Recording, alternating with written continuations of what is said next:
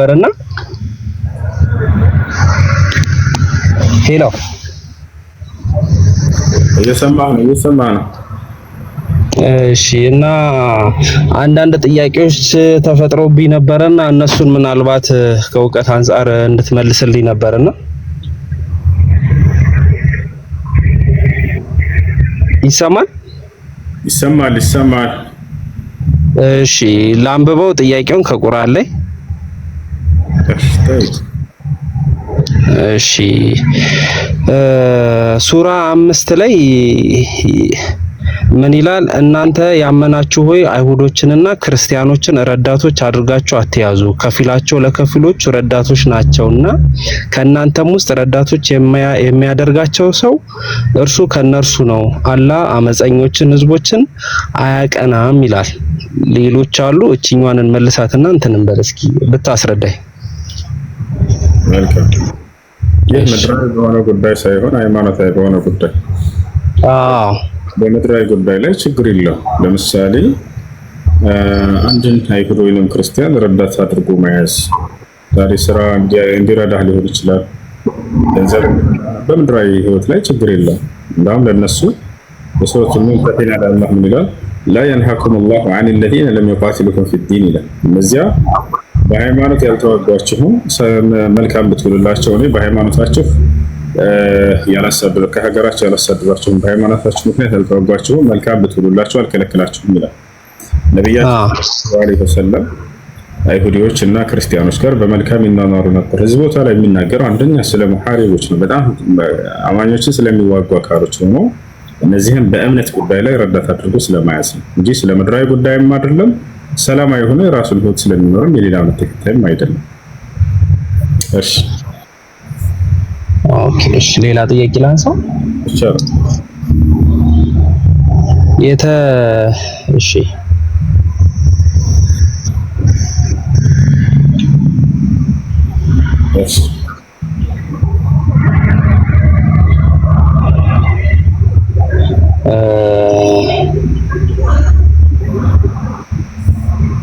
እነዚያ መጽሐፍትን ከተሰጡ ሰዎች እነዚያን በአላህና በመጨረሻው ቀን የማያምኑትን አላህና መልእክተኛውን እርም ያደረጉትንም እርም የማያደርጉትን እውነተኛውንም ሃይማኖት የማይቀበሉትን እነርሱ የተዋረዱ ሆነው ግብር በእጆቻቸው እስከሚሰጡ ድረስ ተዋጓቸው ይላል። እስኪ ይችላል ስለ ግብር ይላል አይደለ? በእስላም የሚቀርብለት ይህ የሚናገረው ህግ ደግሞ ስለምንድን ነው? ለምሳሌ ሙስሊም መሪ አለ። ያ ሙስሊም መሪ ሀገሪቱ የምትመራው በእስላም ህግና ስርዓት ሆኖ በሚኖርበት ጊዜ የወጣ ህግ ነው። በዚያች ሀገር ላይ አይሁዶችና ክርስቲያኖች መጽሐፍ ባለቤቶች ካሉ የመጀመሪያ ምንድነው? ወደ እስላም ጥሪ ይደረግላቸዋል። ወደ እስላም ጥሪ ይደረግላቸዋል። በአላህና መልእክተኛ እንዲያምኑ፣ አላህና መልእክተኛው እርም ያደረጉትን እርም እንዲያደርጉ፣ እነርሱ ደግሞ የፈቀዱትን እንዲፈቅዱ፣ ይህን እንዲያምኑ በአጠቃላይ ዳዕዋ ይደረግላቸዋል። እሰየው። እምቢ ካሉ ደግሞ በዚህ አትዋጋቸውም፣ ባለማመናቸው ግብር ክፈሉ ትላቸዋለህ። እዚያች ሀገር ላይ እኖራለሁ ካሉ በሰላም ትኖራላችሁ፣ ችግር የለውም። እምነታቸውን ይዛችሁ እምነታቸውን ይዘው ምንም ሳይነካባቸው ይኖራሉ። ነገር ግን ለሀገሪቱ ግብር ይከፍላሉ። ምክንያት ያ ግብር ራሳቸውን ተመልሶ ማስጠበቂያ ነው። የፖሊስ አለ፣ የወታደር አለ። አንድ ሀገር መንግስት መቼም የህዝቡን ደህንነት የሚያስጠብቀው ከእነርሱ በሚያገኘው ግብር ነው አይደለ?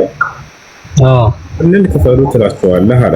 ያው ግብርን እስኪሰጡ ድረስ አለ። የዛኔ ግብርን ከከፈሉ በሰላም ይኖራሉ። አይ አንከፍልም ካሉ ደግሞ እዛኔ እርምጃ ይወስዳል ማለት ነው። በዚያ እንጂ ባለማመናቸው ግደሏቸው እያለ አይደለም። ባለማመናቸው ሳይሆን ግብርን እስኪሰጡ ድረስ አለ። የዛኔ ካልከፈሉ ነው የሚገደሉ ማለት ነው። ሙስሊሞች ሳለባቸው ወይ የሚከፍሉት ከተባለ አዎ ከግብር እጥፍ ዘካም ይባላል ሙስሊሞች ላይ። ይሄን አላወጣም ስለ ሙስሊሙን ትዋጉታላችሁ ወይ? አሁን እንዋጋዋለን። አቡበክር ሲዲቅ የተባለ ታላቁ የነብዩ ሰለላሁ ዐለይሂ ወሰለም ኸሊፋ ምትክ ዘካን አልሰጥም ያለ ሙስሊም ይዋጋለሁ ብሎ ይናገር ነበር። ስለዚህ ሙስሊሙም ይከፍላል በሀገሪቱ ላይ በሚኖርበት፣ ይሄ ሌላውም በእምነት ተከታይ ይከፍላል የራሳቸውን ደህንነት ለማስጠበቅ። አይ አልከፍልም ካለ አይደለም በእምነት በእስላም ደረጃ የሀገር መንግስት ራሱ አሁን ያለ ነው አይፈታውም አይደል? አንድ ሰው በሀገሪቱ ላይ እኖራለሁ ካለ የዛኔ ንግድ ቦታ ካለው ምናምን በቃ ዝም ብዬ እሰራለሁ ለሀገሪቱ ይከፍላል። ያን አልከፍልም ካለ የሀገሪቱ መንግስት እርምጃ ይወስዳል ማለት ነው። ልክ እንደዚህ ማለት። ስለዚህ ባጭሩ እዚህ ቦታ ላይ ባለማመናቸው አይደለም፣ ባለማመናቸው ሳይሆን እምነታቸውን ይዘው እንደፈለጉ መኖር ይችላሉ። ነገር ግን የሚኖሩበትን የሀገሪቱን ግብር እየከፈሉ ይኖራሉ ነው። ያን አልከፍልም ብሎ ከሀገሪቱ ህግና ስርዓት እወጣለሁ ካለ የሀገሪቱ መንግስት እርምጃ እንዲወስድ የወጣ እርምጃ ማነው የወጣ ህግ ነው። እሺ አንድ ልጨምር፣ ይቅርታ። የተከበሩ ወሮች ባለቁ ጊዜ አጋሪዎችን ባገኘችባቸው ስፍራ ግደሏቸው፣ ያዟቸውም፣ ክበቧቸውም። ለእነሱም መጠባበቅ በየመንገዱ ተቀመጡ። ቢጸጸቱም ሶላትን በደንብ ቢሰግዱ ግዴታ መስዋዕትን ቢሰጡ መንገዳቸውን ልቀቁላቸው፣ አላህ መሐሪ አዛኝ ነውና። እሱ ደግሞ በነብዩ መሐመድ ሰለላሁ ዐለይሂ ወሰለም ጊዜ የተከሰተ አንድ ቃል ኪዳን ነበር። በአማኞችና በአካህዲያኖች መካከል የተደረገ ውል ቃል ኪዳን ነበር። እሱ ምንድነው? መካ የምትባል ሀገር አለች፣ መዲና የምትባል ሀገር አለች። ከሃዲያኖቹ መካ ነው ያሉት፣ አማኞቹ ደግሞ ነብዩ ሰለላሁ ዐለይሂ ወሰለም አማኞች መዲና ናቸው። እንግዲህ እዛ የሄዱበት ምክንያት የመካ ተወላጅ ነበሩ ነብዩ ሰለላሁ ዐለይሂ ወሰለም እና አሳደዷቸው። እነዚህ ከሃዲያኖች አሳደዷቸው። እስላም ጦርነትን ስለማይፈልግ ሸሹ። ነብዩ ሰለላሁ ዐለይሂ ወሰለም ሂዱ ተባሉ። ሄድ እንደወጣ እንዳትዋጋላችሁ አላ አማኞችን ይዘው መዲና ሄደው ስደት አደረጉ። ከሄዱም በኋላ አሁን ከሃዲያኖች ምን አደረጉ? የሆነ ሴራ አሴሩ። ሴራው ምንድነው? ቃል እንገባባ፣ ቃል ኪዳን እንፍጠር እና ከዚያ በኋላ ዘናክተናቸው ሙሐመድንም አማኞችንም ሄደን እዛ እንዋጋቸዋለን ብላ ይቀዳሉ። እሱን ታሪኩን እዛ ስራ ላይ አሳያለሁ። እና ምን ያደርጋሉ? ሁደይቢያ የምትባል ቦታ አለች በመካና በመዲና መካከል። እዚች ሁደይቢያ የምትባል ቦታ ላይ ከአማኞችም የተወሰነ ከከሃዲያኖችም የተወሰኑ ሰዎችን እንላክና ውል እንፈጽም ተባባሉ። ውሉ የሰላም ውል ነው። ገብቷል? ላንዋጋ፣ አንዳችን ሌላችንን ላይደርስ፣ የአንዳችን ተከታይ ወደ አንዳችን ሀገር ቢመጣ ጫፉን ላንነካው በሰላም ልንኖር ተባብለው ውል እንዲፈጽሙ ዘንድ። ከዚያ በኋላ ይሄን ውል ፈጸሙ። ነብዩ ሰለላሁ ዐለይሂ ወሰለም ተስማሙ፣ እሻሉ። ሱልሁል ሁደይቢያ የሁደይቢያ ስምምነት በመባል ይጠራል። ይሄን ቃል ኪዳናቸው ግን እነዚህ ከሃዲያኖች አውቀው ነበር። አፍርሰው ሄደው ቃል ኪዳናቸውን ይዋጋሉ አማኞች። ገብቷል? ተደብቀው ማለት ነው። እነዚህም ቃል ኪዳን ያልጠበቁትን ነው አላህ እዚህ ቦታ ላይ ቃል ኪዳን ያልጠበቁትን እየተዋጓቸው እያለ ያለው። ከሱ በላይ ከፍ ብለህ አንብበውና ምን ይላል? እነዛ ቃል ኪዳናቸውን የጠበቁትን እነሱ እንዳትነኩ እያለ ያዘናል። አሁን ከሱ በላይ ያለውን ስታዩ ጊዜ ካላወጣው እኔ ላውጣልህና ላሳየህ። ቃል ኪዳንን የጠበቁትና ያልጠበቁ አካሎች አሉ። ስለዚህ ተዋጓቸው የሚለው ማንን ነው ማለት ነው? ቃል ኪዳን ያልጠበቁትን ከዚያም አማኞችን ለመዋጋት ነብዩ መሐመድ ሰለላሁ ዐለይሂ ወሰለም ለመግደል ያሴሩ አካሎች ናቸው እነሱ። ይሄ ፈጣሪ እንደረን ያውቃል። ስለነዚህ ነው እየተናገረ ያለው። አንዴ አውጥቼ ላሳያችሁ። ያውና እዚህ ጋር ሱረቱ ተውባ ላይ እንግባ። ሱረቱ ተውባ ነው ይታያል። አንተ የጠየቀኝ የትኛው ነው? ይሄኛው ነው አይደለ? ቁጥር 5 ላይ የተከበሩት። አዎ አሁን ታሪኩን ነግሬሃለሁ። ምን ይላል እዚህ ጋር? ከአጋሮቹ እነዛ ቃል ኪዳን የተጋባችኋቸውና ከዚያም ምንም ያላጎደሉባችሁ ያው ቃላቸውን የጠበቁትን ምን አለ አላህ በእናንተ ላይም አንድንም ያረዱባችሁ ሲቀሩ እነዚህን ቃል ኪዳናቸውን እስከ ጊዜያቸው መጨረሻ ሙሉላቸው አለ። አላህ ጠንቅቆችን ይወዳል። አየህ ቃሉን የጠበቀን ካህዲ ቃሉን ጠብቁለት አለ። ተፋለርላ። ስለዚህ እነዚህን ሊዋጓቸው ያሉትን ነው። የቱ ጋር ነው ያሰቡት ሴራና ተንኮል ከተባለ ያውና ወረድ ብለን እዚህ ጋር እንደምንመለከተው አምላክ መጨረሻ ላይ ጠቀሰ። ምን አለ? ያውና ምን ይላል አላህ ሱብሓነሁ ወተዓላ? መሐላዎቻቸውንም ያፈረሱትን አለ። አየህ መሐላ ብለዋል። ቃል ኪዳናቸውን ያፈረሱትን አንድ መልእክተኛውንም ለማውጣት ያሰቡትን ጭራሽ መዲና ሄደን ዳግም መልእክተኛውን ከመዲና እናሳደዋለን ብለው አቅደው ነው ሆነ የሰሩት ህዝቦች ሲሆኑ እነርሱም አለ በደንብ አስተውል። እዚህ ጋር ለመጀመሪያ ጊዜ የጀመሯቸው ሲሆኑ አለ ጦሩን ሄደው የጀመሩት ቃሉን አፍርሰው እነሱ ናቸው ከሃዲያኖች ናቸው። ገባ? እሺ። ስለዚህ ይሄን ቃል አፍርሰው ሄደው ጦርነትን ጀመሩ በደበቅ። ከዚያም መልእክተኛውንም ለማስወጣት መሐላቸውንም አፈረሱ። አየህ አይደል? ይሄን ቃል በማፍረሳቸው ምክንያት ነው እነዚህን ተዋጉ እና እዚህ ጋር ተዋጓቸው ያለው እነዚህኞቹን ነው። እነዚህን ቃላቸው ረጀብ ሚወታ ድርች ላይ እዚህ ነው ታህት ባረከላሁ ፊኩም። እሺ እና እዚህ ጋር ምን አለ? መሐላዎቻቸውንም ያፈረሱትን ነው የምትዋጉት እያለ ነው። መልእክተኛውንም ያው ለማስወጣት አሲረዋል። እነሱንም ጦርነት መጀመሪያ ጀምሯቸዋል፣ ተዋጓቸው እያለ ያለው እነሱ ነው። ቀጥሎ ምን አለ? ለመጀመሪያ ጊዜ የጀመሯችሁ ሲሆኑ ለምን አትዋጓቸው? ያለ ይናገራል። እነዚህ ነው ተዋጓቸው ያለው። አሁን እዚህ ቦታ ላይ የሚገርምህ ቃላቸውን እስከጠበቁ ድረስ ቃላቸውን ጠብቁላቸው ይናገራል። ያው እና ምን ይላል አላህ ያውና ለአጋሪዎቹ አላህ ዘንድና መልእክተኛው ዘንድ ቃል ኪዳን እንዴት ይኖራቸዋል? እነዚያ በተከበረው መስጊድ ዘንድ ቃል ኪዳን የተገባቸው ብቻ ሲቀሩ ይላል። እነዚህ በቃል ኪዳናቸው ለእናንተ ቀጥ እስካሉላቸው ድረስ ለእነርሱም ቀጥ በሉላቸው ይላል። ገብቶሃል አይደል? መልእክት ቃል ኪዳን ነበረ። ቃል ኪዳን የጠበቁትን ቃላቸውን ጠብቁ እንዳትነኳቸው እያለ ነው።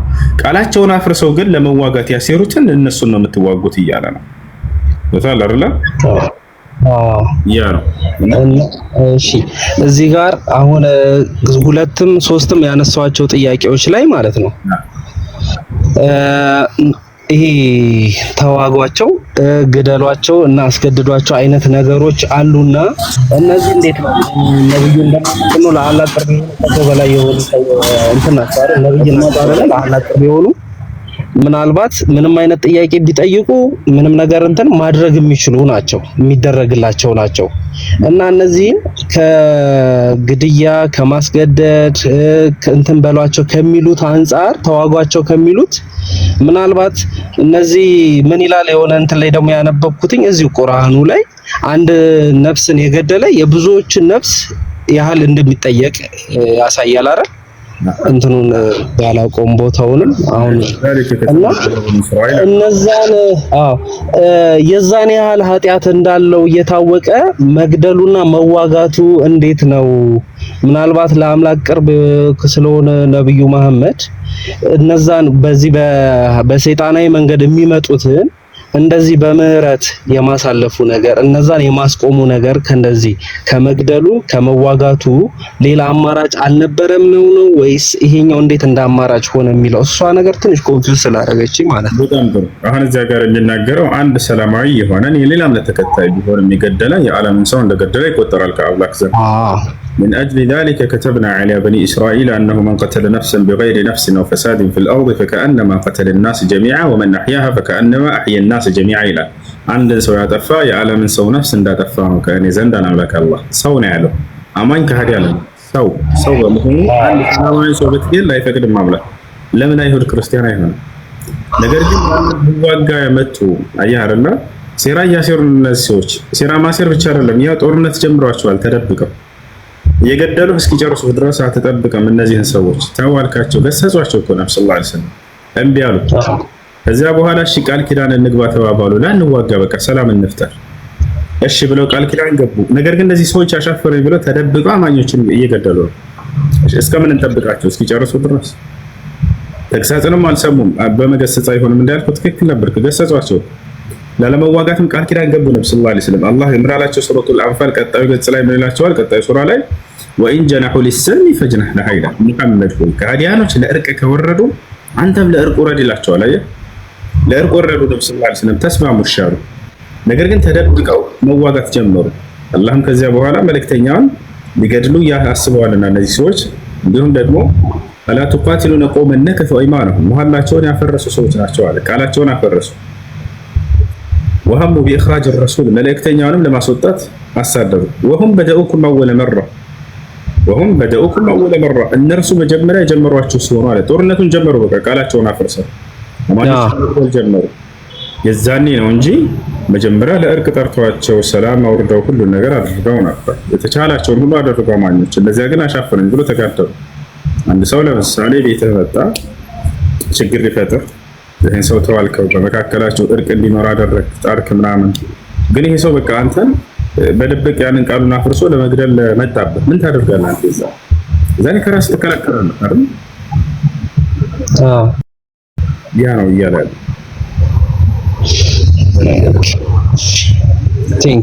እንደውም ነብዩ ሰለላሁ ዐለይሂ ወሰለም ምን ይላሉ? ላ ተተመነው ሊቃል ዐዱው ወሰለላሁ ዐለይሂ ያሉ አደራ ከጠላት ጋር ተገናኝታችሁ መፋለምን እንዳትመኙት ብለዋል። ይልቁንስ አላህ በእናንተም በእነርሱም በጠላትም በእናንተም መካከል ሰላምን እንዲያሰፍን ተማጸኑት አሉ። ነገር ግን ያ ጦርነት ከመጣ ወደ ኋላ እንዳትሉ እንዳትሸሹ አሉ። ሰውየው ሊገለህ ከመጣ እየሮጥክ አትሄድም፣ አንተ ከራስህ ትከላከላለህ። አሁን ይቅርታ ሎጥ የሎጥን ታሪክ ስናነሳ ህዝቡ በጣም ኃጢአተኛ ሆነ፣ በፈጣሪው ላይ አመፀ። ከዛ በኋላ ምን አደረገው? ኖህን መርከብ ሰርቶ እንዲወጣ ቤተሰቦቹን ይዞ እንዲወጣ አደረገውና እነዛን ሰዎች አጠፋቸው ይላል።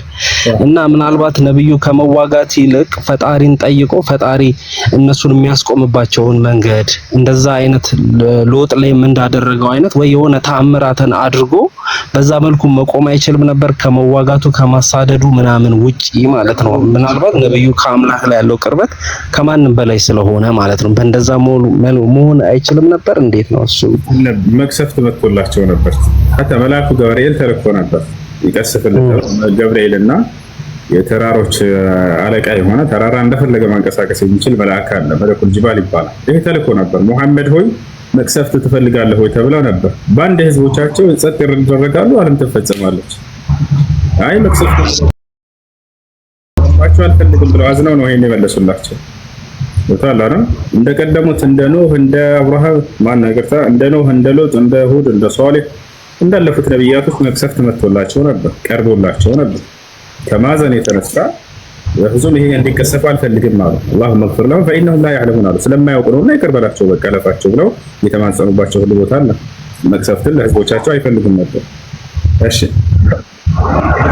እሺ ቴንክ ዩ።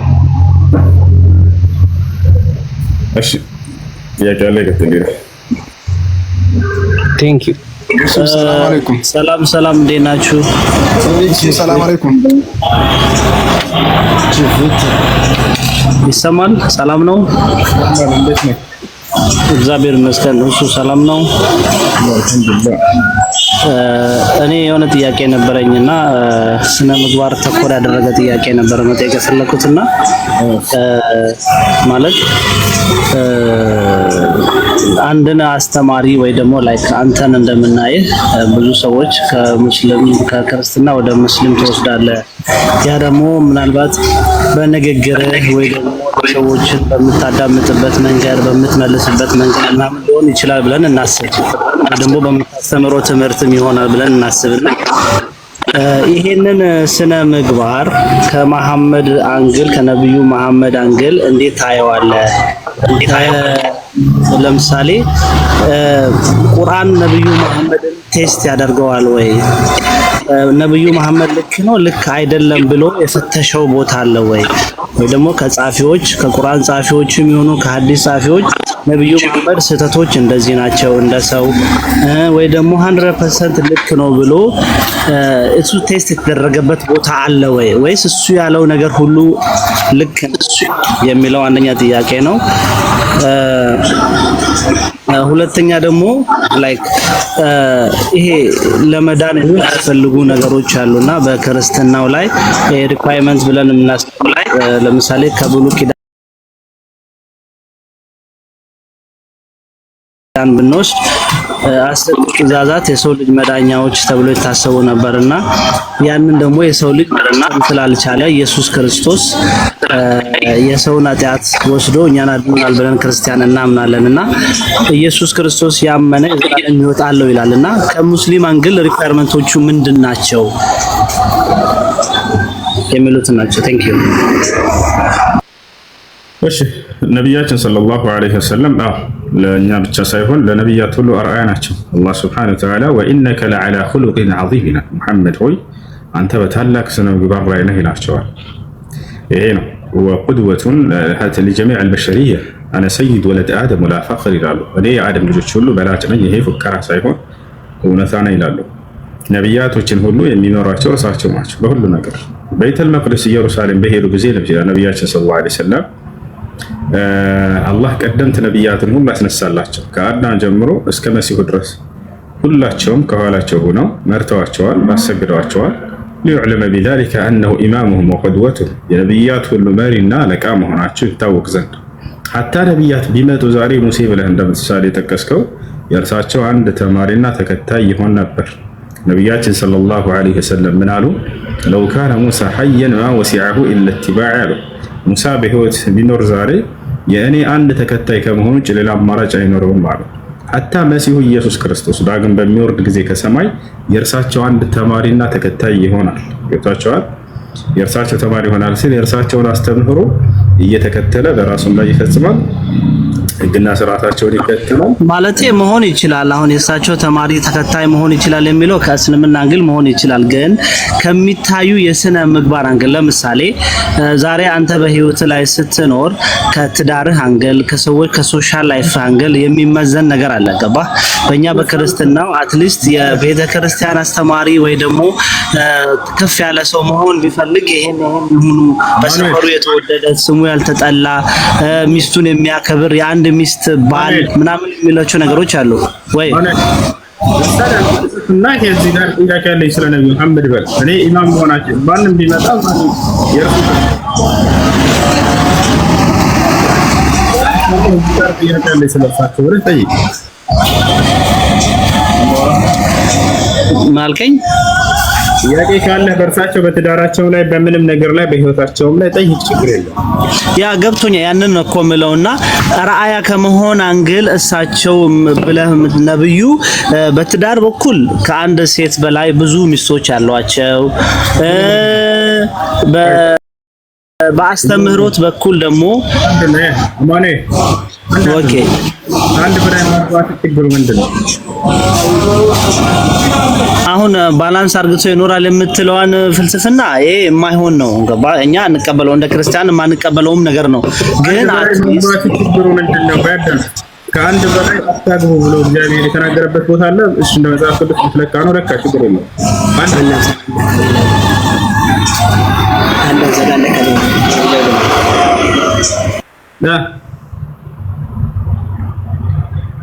ሄሎ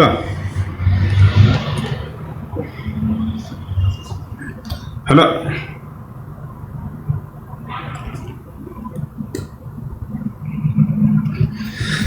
እሺ ናዳ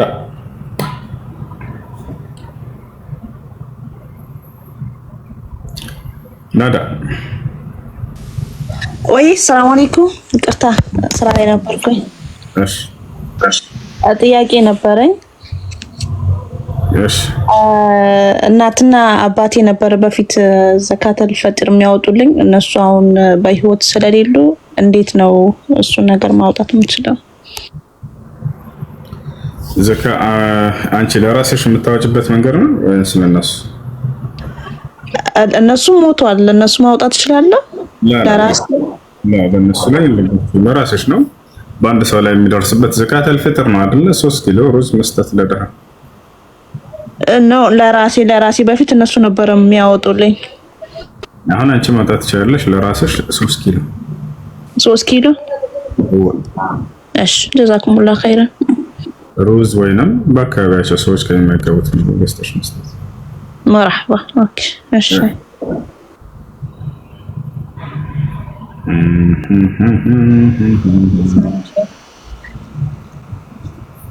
ሰላም አለይኩም። ወአለይኩም ሰላም ወራህመቱላሂ ወበረካቱ። አይሰማም? እንዴት ነው ወንድሜ? ሰላም ነው? ሰላም። ብዙ የሆነ ጥያቄ ነበረኝ። እኔ ያለሁት አሜሪካ ነውና እኔ ዱባይ ነው ያለሁት። አይ ደስ ይላል በጣም። እሺ እዛ መምጣት እፈልጋለሁ። ጥያቄ ምንድነው? ማለት እዚህ ሀገር ቤት ለመግዛት በጣም አስፈላጊ ነው እና ስለ ውለድ አንዳንድ ነገሮች ማወቅ ይፈልጋል። በወለድ ቤት መግዛት ሐራም ነው፣ ክልክል ነው፣ አይቻልም። ይቅርባችሁ። አንዳንድ ዑለሞች ሰውየው ምንም አማራጭ ከሌለው ሌላ መንገድ ካልሆነ መኖር የማይችልበት ሁኔታ ላይ ከሆነ በዚህ ሰው ላይ ያኔ الضرورات تبيح المحظورات በሚል ቃዒዳ ችግር የለውም ያሉ ዑለሞች አሉ። ሰውየው ተቸግሮ ለምሳሌ የሚበላው አጥቶ ያገኘ አሳማ ስጋ ብቻ ቢሆን ሌላ ምንም መንገድ ከሌለ ህይወትን የሚያተርፍበት ያክል ቢበላ ችግር እንደሌለው አላህ በቁርአን ላይ እንደተናገረ فمن اضطر غير باغ ولا عاد ልክ እንዲሁ ሰውየው በዛች ሀገር ላይ ይኖር ዘንድ ሌላ ምንም አማራጭ ከሌለ ከዚህ ውጭ እዚህ ላይ ይሄ ችግር እንደማይኖር የተናገራሉ። ነገር ግን ሌላ አማራጭ የሚኖር ከሆነ ያለ ወለድ መግዛት የምትችል ከሆነ ቤቱ ልክ እንዲሁ ደግሞ ምንም ተከራይተህ መኖር የምትችል ከሆነ እሱ ይሻላል ከወለድ ርቀህ ማለት ነው።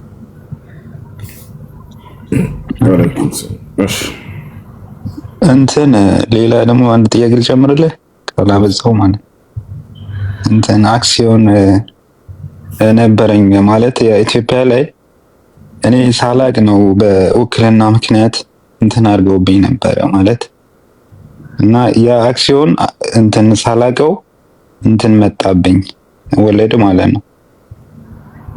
አሁን እሱን ግዴታ መክፈል አለብኝ ካልሆነ ደግሞ እንትን አጣዋለሁ ማለት ነው ያን አክሲዮን እና እሺ አሁንም ልክ በዚሁ መሰረት ለግዴታ ካልከፈላችሁ ንብረታችሁ ህይወታችሁ አደጋ ላይ የሚሆን ከሆነ ሳትፈልግ የመጣብህን ያን መክፈል ትችላለህ። እሺ ጀዛከላህ ብራዘር በጣም ነው የምወደሽ።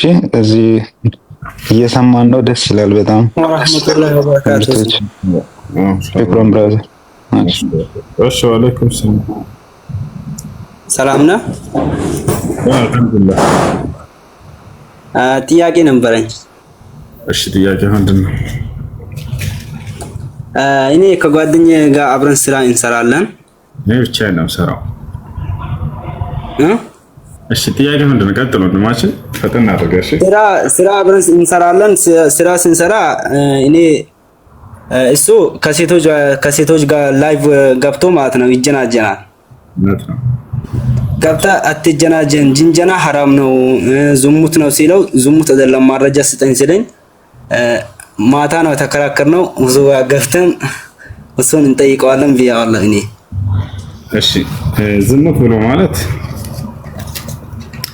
በእርግጥ ክልክል ነው። ባል ሴት ከሆነች ሴት ጋር ክልክል ነው፣ ሐራም ነው። ዝሙት ግን አይደለም። ዝሙት የሚባለው ኒካህ ሳይኖር ያለ ህግ ወይንም ያለ ሸሪዓ ያለ ጋብቻ ባል ሴትን ግብረ ስጋ ግንኙነት ማድረግ እርሱ ነው ዝሙት የሚባለው። ኢላጅ الذكر على فرج المرأة بدون نكاح هذا هو الزنا። ዝሙት ብሎ ማለት የኒካህ ሚስት ባልሆነች ሴት ላይ ብልትን ማስገባት ወይንም መገናኘት፣ ይሄ ዝሙት ይባላል። ከዚያ ውጭ ነቢያችን ሰለላሁ ዐለይሂ ወሰለም ወልዐይኑ ተዝኒ እያሉ የተናገሩት አለ። ወዚናሃ النظر አይን ዝሙት ትሰራለች፣ ዝሙቷን መመልከት ነው ብሎ የተናገሩት ማየት ባል ሴት። ከዚህ አንጻር ከሆነ አዎ ክልክልና ሐራም ነው ብለው፣ ነገር ግን ዝሙት የሚባለው ያኛው። እሺ طيب جزاكم الله خير። አይሽ ሰላም እንዴት ናችሁ? ሰላም ደህና ነሽ? አለን እግዚአብሔር ይመስገን። እንዴት ነህ? አላህ አልሐምዱሊላህ። የኔ ጥያቄ ያው አንድ ሁለት ነው፣ ግን ቀደም ያው ኦልሬዲ ስላነሳ በጋብቻ ጉዳይ ስለተነሳ እስቲ እስልምና ላይ 4 ሚስት ለማግባት ምንድነው ክራይቴሪያው? አንድ ወንድ 4 ሚስት የሚያገባበት ምክንያት ምንድን ናቸው? በጣም ጥሩ። የመጀመሪያ አምላክ አላህ ሱብሓነሁ ወተዓላ ከአንድ ጀምሮ ከዚያም በላይ እንድናገባ የደነገገበት ዓላማው ምንድን ነው ከተባለ ሰዎች እንደሚያስቡት ወንድ ልጅ እንደፈለገ የስሜት ጥሙን ለማርካት አይደለም። ለዚህ ቢሆን አምላክ ወላሂ ለዚህ ብሎ አልደነገገው። ለዚህ ሳይሆን አምላክ ራሱ ሲናገር ምን አለ? መልካም ትውልዶችን አፍርታችሁ እንድትሄዱ ነው አለ። እነዚያ መልካም ትውልድ ደግሞ በምድር ላይ የአምላክን ሕግና ስርዓት እየጠበቁ አምላክን የሚገዙ ሆነው የአምላክን ሕግና ስርዓት በነብያት በኩል የወረደውን ለትውልድ እንዲያስተምሩ እንዲሰብኩ፣ በዚያ መንገድ ላይ በነብያት መንገድ ላይ እንዲሄዱ ነው። አላህ በቁርአን ላይ ሲናገር ወለቀድ አርሰልና ሩሱለን ሚን ቀብሊከ ወጀዐልና ለሁም አዝዋጀን ወዙርያ ይላል። ሙሐመድ ሆይ በእርግጥም ከአንተ በፊት ነብያቶችን ልኬያለሁ፣ ለእነርሱም ሚስቶችን አድርጌላቸው ነበር። ልብ በይ ሚስት ሳይሆን ሚስቶችን አለ። ከአንድ በላይ ነበሩ። ለእነርሱም ሚስቶችን አድርጌላቸው ነበር፣ መልካም ዘሮችንም አደረግኩላቸው ይላል። አይሽ ብዙ ሚስት ከማግባታቸው በስተጀርባ ነብያቶች እነርሱን የመሰሉ ደግና መልካሞችን ተክተው አፍርተው ለመሄድ ነው። ይሄ ነው ዓላማው እና ለዚህ ለቀደምት ነብያትም የተደነገገ ነገር ነው። ይሄን ደግሞ በመስፈርት አድርጎታል አምላክ። ዝም ብሎ ሴት ልጅን ከአንድ በላይ አያግቡ አይደለም፣ መስፈርቶች አሉት። እነዛን መስፈርቶች ማሟላት የሚችል ከሆነ ነው የእርሷን ህይወት አምጥቶ ማጨናነቅ አይችልም። እርሷንም ያችኛንም በትክክል ማስተዳደር የሚችልበት አቅም ሊኖረው ይገባል። አቅሙ ብቻም በቂ አይደለም። አንዳንድ ሰው አቅም ኑሮት ሀብት ኑሮት ፍትሃዊ ላይሆን ይችላል። የመጀመሪያውን የሚበድላት ሊሆን ይችላል። እንደዚህ ከሆነ አይፈቀድለትም። አላህ ከልክሏል በቁርአን ላይ ፈኢን ኺፍቱም አላ ተዕዲሉ ፈዋሂደተን አለ። በመካከላቸው ግን ፍትህ አናደርግም ብላችሁ ከፈራችሁ አንዲት ብቻ አግቡ ብሎ አንድ ቁጥር አስቀምጧል። አንዲት ብቻ ብሎ አስቀምጧል። ሰውየው ፍትሃዊ ባይሆንና ሐቃቸውን ባያሟላስ ቅጣት ይጠብቀዋል ወይ ከተባለ አዎ ቅጣት ይጠብቀዋል።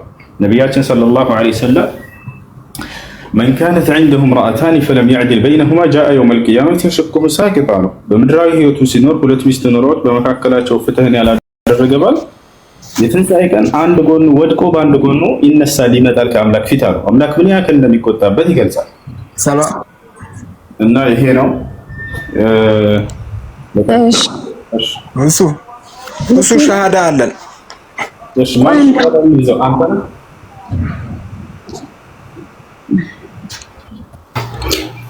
ሻሃዳ ይቅደም። ቆይ አንዴ ራቢ ሻሃዳ ይቅደምና ከዛ ሻሃዳውን አትይዘው። ብዙ ሰላም አለይኩም። ማን ነው ሻሃዳ የሚይዘው? እሺ ሻሃዳ የሚይዝ ጓደኛዬ ነው። እሺ እሺ ያ ሰላም እንዴት ነህ? ሰላም ብሎ ሰላም። እሺ እስልምናን መቀበል ፈልገህ ነው? አዎ። እሺ የምለውን ቃል አብረኸኝ የተከተልክ በል። እሺ አሽሀዱ አላ ጣትን በዚያ አንድ ጣትን ያቀኝጣች አላ ችግር የለም አላ ኢላሃ ኢላላህ ወአሽሀዱ አነ ሙሐመደን ረሱሉላህ ከዚህ በኋላ ሙስሊም ሆነሃል። አሁን ያልከው ቃል የሸሃዳ ቃል ወይንም የምስክር ቃል ይባላል። ትርጉሙ አሽሀዱ አን ላ ኢላሃ ኢለላህ ማለት እነሆ ከአላህ በስተቀር በእውነት የሚመለክ ሌላ አምላክ የለም ብዬ መሰክራለሁ ማለት ሲሆን፣ ወአሽሀዱ አነ ሙሐመድን ረሱሉላህ ማለት ደግሞ ሙሐመድም የአላህ መልእክተኛና ነብይ ናቸው ብዬ መሰክራለሁ ማለት ነው። ከዚህ በኋላ ሙስሊም ሆነሃል። ስምህ ማን ነበር? ሃይማኖት። እሺ ከዚህ በኋላ ስምህ ሙሐመድ። እሺ ረጀብ አስተምረው ስለ ሶላት አሰጋገድ ምናምን። እሺ ሁሱዬ እንትን አይ ሰላት አሰጋገድ እንትን አሳየዋለሁ፣ ግን እንትን ቁርአን እንዲቀራ ደግሞ እንድታመቻቹለት። መርሐባ ዘህራና አናግርህ